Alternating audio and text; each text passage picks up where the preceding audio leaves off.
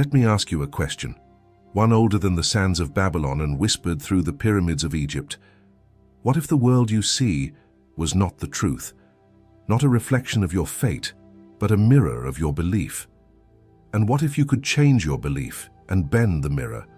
In a world so seemingly solid, where bills arrive in the mail, where debt feels like a cage and dreams appear out of reach, a forgotten whisper still echoes, not from the mouth of modern logic, but from the deep undercurrent of the soul. A whisper that says, "You are not here to react to reality, you are here to create it." This is not just spiritual poetry, it is sacred technology. And today we unseal the scroll. We journey together into one of the most profound teachings hidden in plain sight, the law of assumption, as revealed by the mystic Neville Goddard. Neville did not claim this law as his own invention. He did not scream it from pulpits or dress it in fancy credentials. Instead, he lived it, breathed it.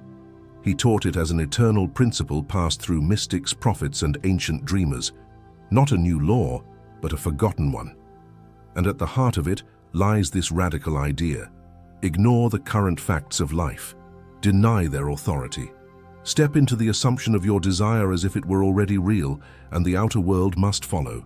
To many, this sounds like madness. To the awakened, it is the key to the kingdom. But why must we ignore reality? Because, my friend, reality as you see it is nothing but your previous assumptions made manifest. It is old news. And if you continue to respond to what is, you remain a servant to your past beliefs.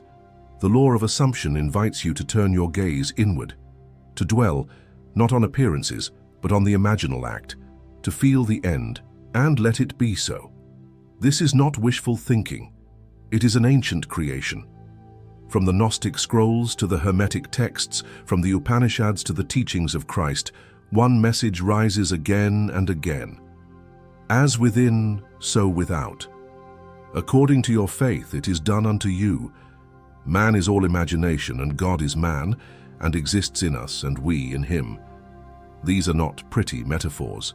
They are spiritual codes.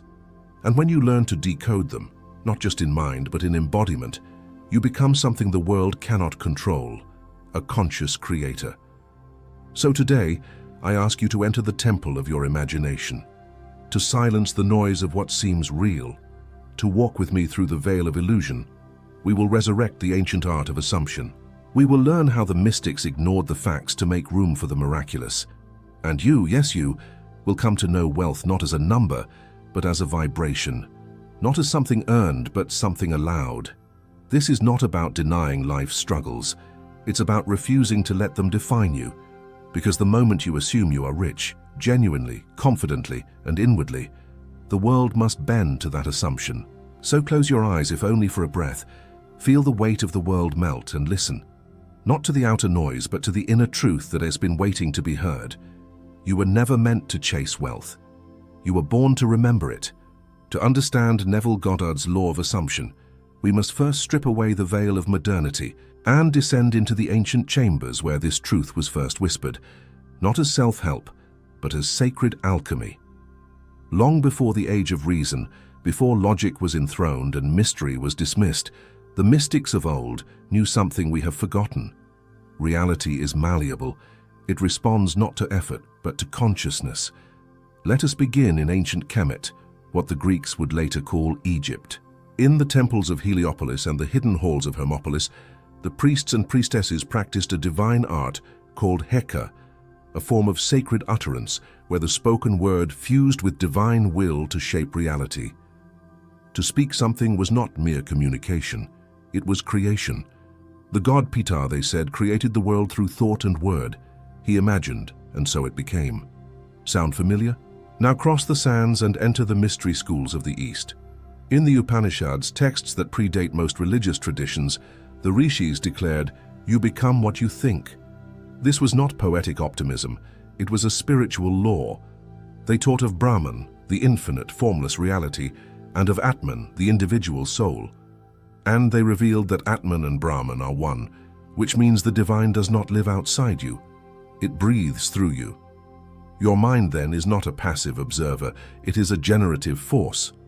What you hold as true within yourself becomes the world you walk through. Travel westward, and we meet Hermes Trismegistus, the mystical teacher behind the Hermetic tradition. In the Emerald Tablet he wrote, "As above, so below, as within, so without." These are not idle words, they are spiritual coordinates for shaping destiny through consciousness. Hermetic philosophers believed the universe was mental in nature, that creation arises from the mind of all. And since we are sparks of the all, our minds also shape the form of reality. Now pause for a moment. See how these teachings align with Neville Goddard's revelations. Neville did not invent a new doctrine, he remembered an ancient one. He took the mystical truths of the ages and translated them into a language that modern minds could absorb. But there is one more thread, perhaps the most misunderstood of all: Christ. Not the historical figure as defined by religion, but the mystical Christ that Neville spoke of. He said, "Christ is your imagination." A shocking claim, unless you see it through the eyes of gnosis. To Neville, Christ was not a man in the sky, but the divine power within you that assumes states of consciousness and gives them flesh. In the Gospel of Matthew, Christ says, "Whatever you ask for in prayer, believe that you have received it and it will be yours." Neville would echo this and add, "Assume the feeling of the wish being fulfilled. Live from the end, and the world will mirror your state." This was not a metaphor, it was mysticism. To the initiated, this meant entering a state of being so inwardly secure, so imaginatively real, that the outer world had no choice but to conform. Let's now look at a lesser-known connection, Kabbalah, the mystical tradition of Judaism. In Kabbalistic teachings, the universe was formed through 10 emanations, sephirot, that pour from the unknowable source. The human being, made in the image of the divine, mirrors this structure. Thus, the power to create, to imagine and to assume, is not arrogance. It is your birthright. And then there's the Gnostics, spiritual rebels of the early Christian world. They believed the physical world was not the final truth, but a shadow, a dream woven by lesser forces. True liberation, they said, came not from worshipping a god outside, but awakening the divine spark within.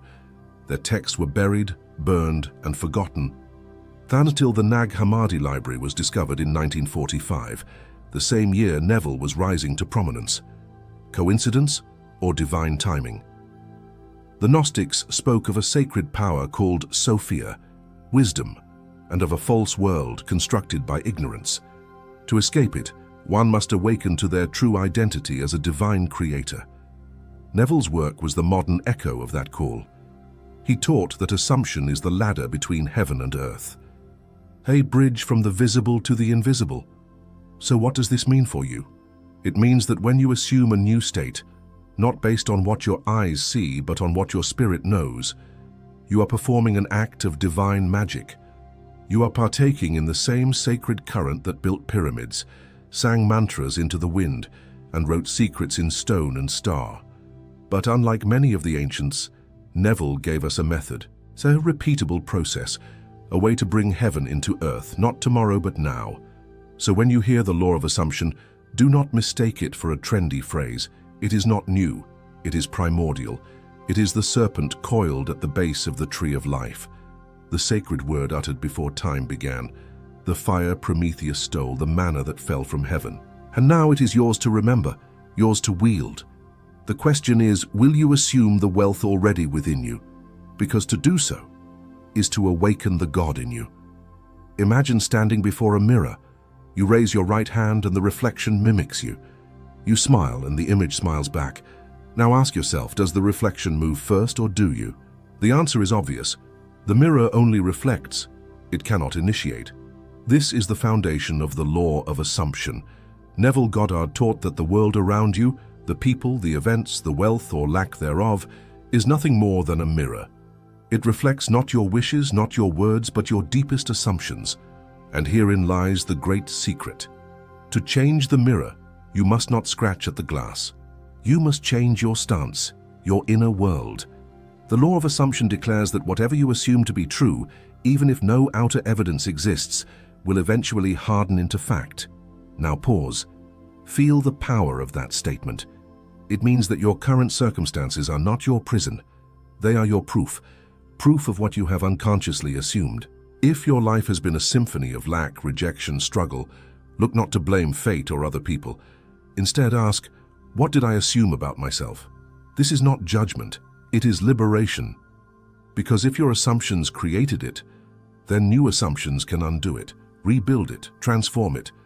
Let us now break it down. Neville said, assumption if persisted in will harden into fact. This is not superstition, it is spiritual causality. You assume you are wealthy, not by daydreaming, but by living inwardly as if the money is already yours. You walk into a store not thinking, can I afford this? But knowing, I always have more than enough. You speak, you move, you breathe it from the end. This is called living in the state of the wish fulfilled. Not waiting for confirmation, but the confirmation. It is mystical performance art, where you embody the role before the world catches up. And like the mirror, the world must catch up. But here's where it gets wild. Neville taught that you must go further. You must ignore reality, yes, ignore it. Not reject it in anger or deny it in blindness, but transcend it. Why? Because reality as you know it is only a photograph of your past assumptions. It is outdated. Like looking at a star whose light left millions of years ago, it appears real, but it's already gone. If you respond to what is, you stay trapped in a loop.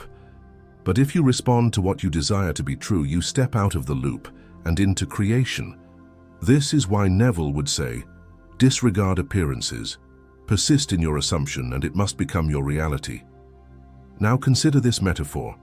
You are a sculptor. The world is clay. But most people look at the clay and say, this is just a lump. This is all I have. And they live as if the sculpture will never come. But the mystic closes their eyes. They see the masterpiece before it takes form. They feel the smooth curve of the sculpture as if it were already done. And in doing so, they awaken a power that shapes the clay around them. So, when you assume wealth, truly and inwardly, it's like putting in a spiritual order. It goes into the unseen, into the womb of creation, and begins to gestate. But here's the paradox. If you look at your bank account and say, but the money isn't here yet, you cancel the assumption. You return to the lump of clay. You break the spell. Instead, you must hold the assumption like a sacred ember, quietly, consistently, with reverence.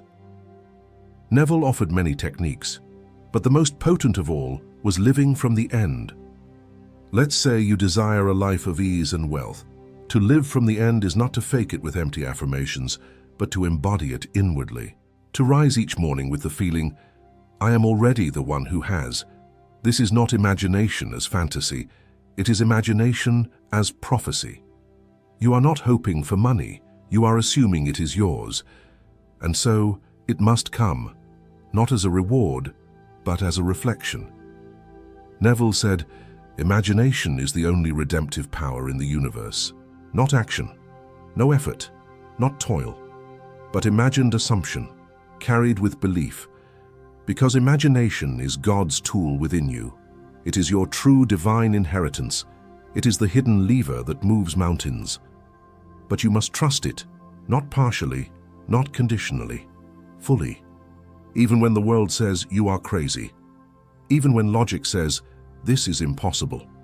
The ancients walked on water, not because water changed, but because belief did. The mystics healed the sick, not by defying science, but by tapping into the source before science. And you are being invited to do the same, not to deny the world, but to rise above it. So when the bill arrives, when the job is lost, when the numbers don't add up, you will smile, not in delusion, but in knowing. Because the mirror always lags behind the movement, and you, beloved, are already moving. You have assumed the end. You have ignited the law, and now reality has no choice but to obey. The law of assumption is not merely a technique, it is an alchemical paradox, one that only reveals its fullness to those who dare to walk between worlds. For as you deepen your understanding, something strange and beautiful begins to happen. You realize that the moment you assume a thing is already yours, you no longer need it. And it is then, only then, that the world begins to pour it into your hands. This is the sacred dance between desire and surrender. Neville understood this deeply. He taught that once you assume your wish is fulfilled, you release it completely. You do not chase, you do not beg. You do not check on it like a gardener digging up seeds each morning. You rest in it. You live in it. You let it unfold knowing it is already done. This is the mystical secret hidden in every holy scripture. In the Bhagavad Gita, Krishna says, "You have the right to your actions, but not to the fruits of your actions." In the Gospel of Thomas, Jesus says, "When you make the two one, then you shall enter the kingdom." These are not riddles, they are instructions. You must make your inner and outer world one. You must merge thought and embodiment. You must move as if it already is, and release the need for proof, because the need is anti-magic. Need declares, "It is not here." And the law, being absolute, echoes back, "So it shall be." But the assumption says, "It is done." And the law responds, "Then it must appear." Here lies the paradox. You are not trying to get rich. You are remembering that you already are, in consciousness. You are not changing the outer world by force. You are changing your identity, and the world follows suit. This is why Neville said, "Your outer world is your inner speech pushed out." Let us pause on this for a moment. What is your inner speech? Not your affirmations, not your goals, but the quiet hum beneath your thoughts, the identity you carry when no one is watching. That is what the law listens to. If your outer life is chaotic, it is not because you failed. It is because an old assumption is still echoing, not out of punishment but out of loyalty. The law is loyal to your inner state, and so if you shift the root, the branches must follow. But here's where the mystery deepens. Sometimes when you assume a new reality, your outer world may shake, people may leave, jobs may fall away, your old life may begin to dissolve like mist at sunrise. Do not be afraid. This is not loss, it is reconfiguration. The world is rearranging itself to reflect your new state. The chaos is not punishment, it is the bridge of incidents, Neville's sacred phrase for the mysterious chain of events that leads you from assumption to manifestation. And this bridge cannot be predicted. It is often strange, unexpected, even uncomfortable, but it is always perfect, because it is not orchestrated by your logic. It is orchestrated by your faith. So if things seem to go wrong after you assume wealth, do not fall into fear. Remember, you are not reacting to facts. You are holding to the truth.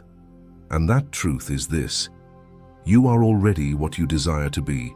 You are already rich in consciousness, and reality is catching up. But here's the final sacred nuance. You must not assume with clenched fists.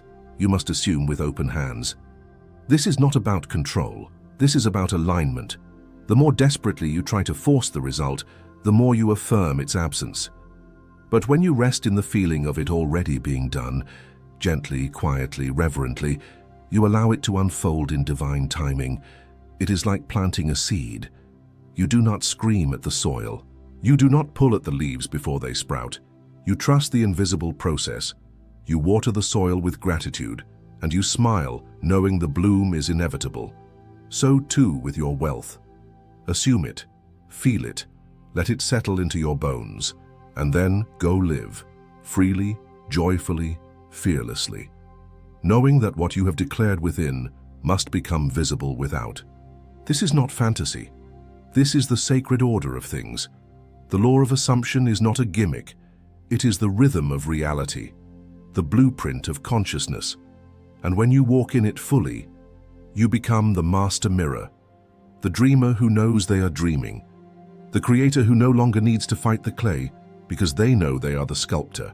And now, the sculpture is forming. It is one thing to understand a sacred truth, it is another to embody it. Now that you've received the ancient knowledge, let us bring it into form. Let us move from theory to transformation, from hearing to becoming. For what good is it to gaze at the temple if you never walk through its gates? The law of assumption invites you to do one thing. Live from the end, not wishing for it, not hoping for it, not try to earn it, but to embody it here now without needing the world's permission. So the question becomes, how do I do this practically? How do I ignore reality? While bills are due, doubts creep in, and logic screams otherwise. The answer is both simple and profound. Through sacred ritual, through inner practice, through the faithful repetition of being what you already are in the unseen. Every night, before your body surrenders to sleep, you stand at a mystical doorway. The conscious mind dissolves, and the subconscious opens like fertile earth. Neville taught that this moment, the state akin to sleep, is the holy of holies. So before sleep, do not carry the worries of your day.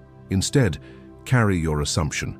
Lie still, close your eyes, and gently begin to feel, not think, but feel, what it would be like if you were already rich. Not in vague terms, but in sensory experience. What does your bedroom look like in your new life? How does your body feel in silk sheets, knowing money flows to you with ease? How is the version of you who already owns a thriving business? Breathe. Step into that version. Let the scene unfold in your mind's eye. Neville called this the imaginary act. Feel it as real, and repeat the scene over and over until you fall asleep. Because sleep is not an escape, it is creation. And the assumption you carry into slumber seeps into the subconscious and begins to materialize. When you rise, do not run to your phone or the headlines of the world. They are traps of reactivity. Instead, greet the day from the same inner state you ended it with. Stand before the mirror, not as a body, but as a being.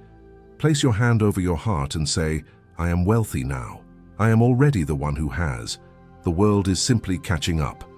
Then move through the day as if it were true. When you spend money, do it with grace. When you give, do it with abundance. When you receive, do it with quiet knowing. This is not play acting. This is an embodied prophecy. Every master keeps a record, not of what they lack, but of what they are becoming. Create a sacred journal. Call it your invisible ledger. Each day, write not what has happened, but what is already done in spirit. I am so grateful I receive $10,000 every month with ease. My clients are aligned, my energy is magnetic, my wealth flows steadily. My inner state creates miracles. I expect them. Let the ink carry your assumptions into the material world. This is not lying to yourself. This is declaring to reality who you are. And reality, obedient servant that it is, will comply. The world is loud. Your power is quiet. To maintain the assumption in a world of doubt, you must return to your inner temple daily. Sit in silence. Breathe deeply. Anchor yourself in the now. Then, in this stillness, revisit your chosen state, not to get anything, but to remember. This is your spiritual hygiene, your vibrational alignment, your preparation for divine reception. 10 minutes a day in this sacred silence will do more than 1,000 hours of external effort, because you're not acting from desperation, you're moving from identity. Do not fear the wobble, even the mystic walks through fog. When doubt whispers it's not working, answer it like a sage. I no longer believe in appearances, I believe in assumptions. Then return to your practice. Repeat the imaginary act, rest in the feeling, and walk forward, not by sight, but by inner knowing. You are not performing magic, you are the magic. Gratitude is not a reaction, it is a tool of creation. Begin thanking the universe for things that have not yet appeared. Why? Because if you have truly assumed something, you already possess it in consciousness. And gratitude is the language of possession. Say aloud each day, thank you for the wealth that flows. Thank you for the ease that guides me. Thank you for the divine timing of it all. And then, smile. Not because it's coming, but because it is already here. To apply the law of assumption is not to manipulate reality. It is to marry yourself to a higher truth again and again until the world has no choice but to align. This is how miracles become normal, how the mystical becomes mundane, how wealth becomes not what you chase, but what you embody. You're not just thinking your way into abundance, you are being it. You are choosing the vibration before the evidence. You are walking as if the dream already occurred. And when that becomes your default, reality becomes your echo. And now, we have arrived at the edge of the veil. You began this journey with a question, perhaps unspoken, perhaps aching within your chest. How do I change my life? How do I break free from lack and rise into abundance?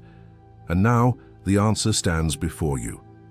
Not in the form of strategy or hustle, but in the form of you. You are the key. You always were. Not your efforts, not your struggle, not your past, but your assumptions. Your inner declarations of truth have been scripting the play of your life all along, and what Neville Goddard handed you was not just teaching. It was an invitation to stop reacting and start creating, to stop begging and start becoming. Not someday, not when things look better, but now, this very breath. For the law of assumption is not a distant philosophy. It is a living flame within your awareness.